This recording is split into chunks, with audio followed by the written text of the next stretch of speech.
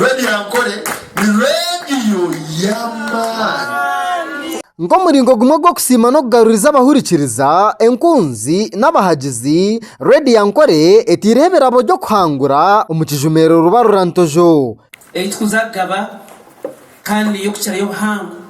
ningashi nicyo kintu kitireho kucyara yo obuhango kikuza kuhereza ogo wena abantu bona nibashabwa kwejumbira mu kijumero eki ubwo bari kujaguza emyaka 21 eyiredio emazire nehereza ihanga omukuranga okhabura okumanyisa okwegesa no kushemeza ekijumero eki necho kubaha ebiro bino byo kwezo kwa mushanjo mwaka gw'2026 achayi cha chamato mu rurembo rwa ntungamo kandi eki kitakabireho Radio Ankole eri kurabya mechi besiro busiki bw'ekijumero mu district zitari zimwe na zimwe muri burenge gwizo bwa Uganda. Tushabangu kuturijo muyanya yanyu okwe nutushabangu mugureze tickets bucerikari kugira ngo oyehare emtawana kuza kusimba line mpango abarabe bine ari bad tickets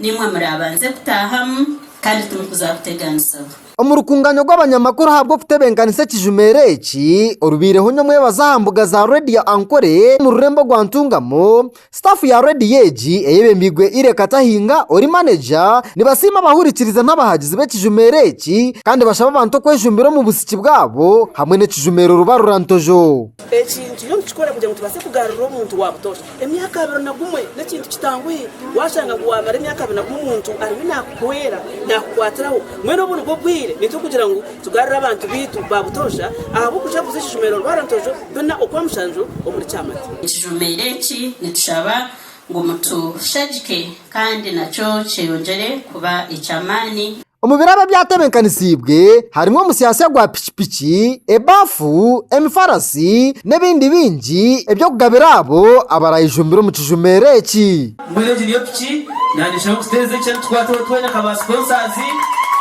Yes, yeti Rabarurantojo era simwe eberobena yo kwamsha mukomeo umuntu oryoku wena okwenda kutwara picheje na nebindi bicoje twininya mwinji no murundo mbwena iwe chora akore twatashinje kumibirizaho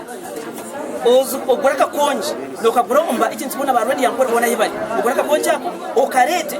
obwanyima ahizoba Ekinjumero eberobena byo kwamshanza cyamati nubwo turije gukoramo nabwanyima oro musinguza aho raguru konje gwinje muri atungira mu chaminji ukasingura picheje gasha kwa Wilson Kanyasije ahabwa Modern Television